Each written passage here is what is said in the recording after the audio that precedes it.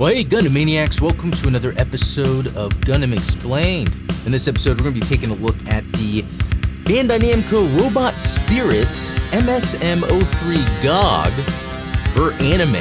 So, one of those awesome mobile suits from the original Mobile Suit Gundam in for anime style, but specifically the Zeon crazy style mobile suits, amphibious mobile suits. So yeah, let's take a look. All right, and here we go. Let's get this thing out of the package. Liking the accessories we're seeing already. A lot of hands. I'm curious about the hands with something like this because it's not a typical Gundam, or a robot for that matter. It's got effect parts, some crazy looking effect parts, a ball and chain. I've already got one of those. And then what looks to be a truck, which is awesome to have with my robot spirits. Let's dive in. All right, and here we go with my Gogg. Quick look at this thing. Yeah, this is one of those weirdo looking mobile suits from the original Gundam.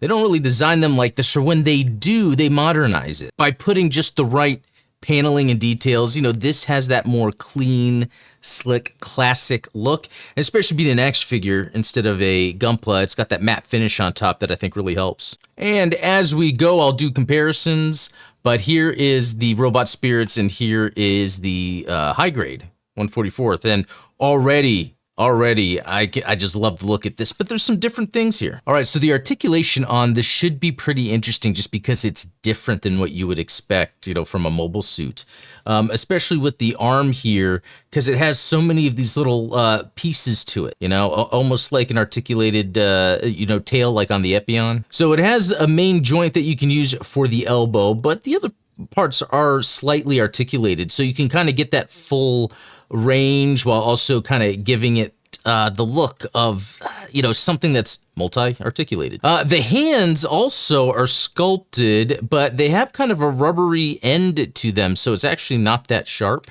And then the head, lots of articulation here. Very interesting how much that does move around. Yeah, take a look at that. That does work good. And then you can actually take off the top. You could take off the eye or move it around depending on what you want to do. And you would take off the eye to put the effect piece in. We'll do that later. All right, we can see some hard points on here too. It'll be interesting to see or use those. And then a lot of articulation here in the abdomen and torso area.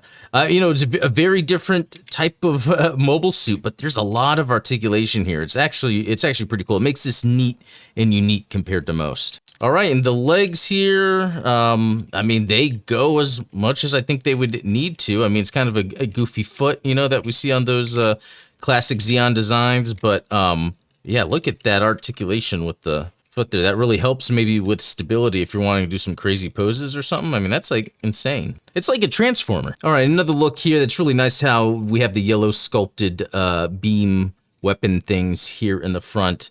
And just another quick comparison looking at the high grade. I guess I could have painted that, couldn't I have? But you can kind of see some other differences here looking closely. All right, lots of cool accessories, and I'm going to actually get my favorite one out of the way, and that's getting another one of these little trucks. It's nice to have something in scale to go with the rest of the Robot Spirits. It's something other than a mobile suit. I've got hangar bays, I've got truck trailers, some weapons systems, stuff from 08 MS Team, but it's nice to have this. And if you got the effect part for it, you can actually plug it in and make use of it that way. So really neat. But along with that, you get this giant ball and chain, which is something that's going to be used with the RX-78 too. We've got this backpack here that actually should just plug right in here. Okay, and there we go. It has some articulation on the thrusters, not too much, but just enough. All right, effect part we'll look at here in a little bit. Two other crazy effect parts we'll look at in a bit. This is one I don't think I have yet. And then with the hands, we get hands that have a spot to put a connector piece in. And here is the connector piece. It's tiny. You're gonna lose it. I nearly did. So then I guess with that, you can plug that in here. Had to go in the hand. And then on the ball here, there's a few holes around there, and you just choose whatever hole you want to use. And there you go. It's holding this. All right, and then other hands that are open, which now that we're at the hands, I want to quickly do a comparison with the the high grade. So the high grade, how it works is it has articulated fingers, which is not bad. That is actually really cool, but it is kind of limited in the range that other parts of the finger would have. But, you know, with the Robot Spirits version, we actually get some really cool poses, simple poses as well, and we have the ones on the hand. So not articulated, but you get different poses that look good, and it's that soft sort of feel, whereas this just looks very toy-like. You'd have to really set it up to get it in the right position to then look good, but even then it's limited. So +1 to the Robot Spirits for that. All right, and we get a shield piece. Like I need it, but hey, I have it now. And then some parts for the other effect parts, which essentially has to do with like, you know, grabbing this here, which you take this and there's a little spot on the back here that you can plug it into. There we go. And then that you can then, yeah, plug in on the front here somewhere. So it's like a way where you can kind of move or, you know, plan out where you want that explosion to be depending on how you do your diorama. That is awesome. This is like, I know they have some other pieces like this I have, but I did not know this existed. And it comes with 2, and I have a bunch of these explosion pieces already, so this is a nice surprise. All right, and then we got these bad boys, and I think, yeah, they just simply plug in the front there, which, I mean, that looks cool, right? And does it make it too heavy in the front? He still stands perfectly fine. My Gogg. All right, another neat thing too, which this is my first time doing it, so it'd be cool to see, is actually removing the arms to put like a retractable look on. All right, let's pull off this arm. Okay, that was easier than I thought, and that's the peg. That looks like a scary, easy to break peg, but this is super light and it moves around a lot. I don't see that being an issue. All right, and then with this, we plug back here.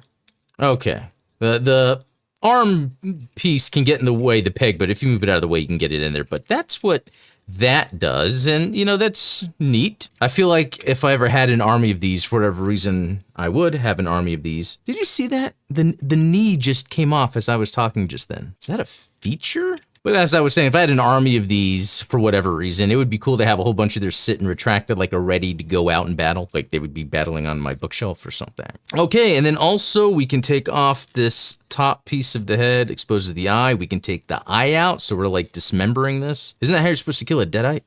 Then I can put this back on.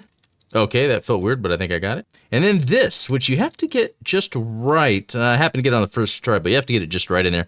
But there we go. So what do you do then? You get your Amuro and plug it in. Okay, I didn't think this through, so let's do that. There we go. Amuro took him out.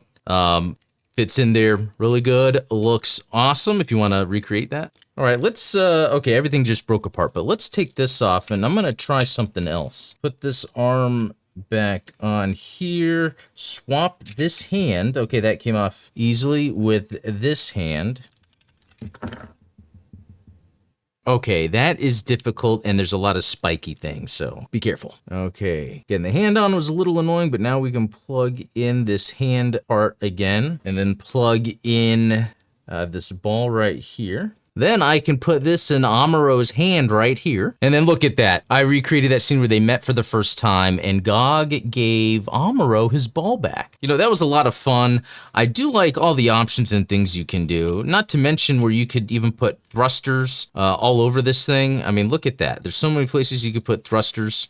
Even adding like damage on the side here. Look at that, got hit from the side. But I really like the tiny little plastic piece that allows me to kind of stick on one of those effect parts and move it wherever I want. So there we have it. That's my Gogg right here. You know what? If I was going to rate this out of 10, I'd give it a 10. It's just a cool looking mobile suit. It looks exactly like the Gogg out of the anime, where it's just a goofy design anyway, but they made it work. And just all the effect pieces it has and accessories and gimmicks. And I love just having this awesome little Xeon truck. I never knew I needed it. Anyway, thanks for watching, and thanks to all the supporters out there. If you're interested in anything like that, check the links in the description below. And there's also a link to our Discord, which is pretty cool, so check that out if you want to talk Gundam, show off your stuff. But until next time, stay cool.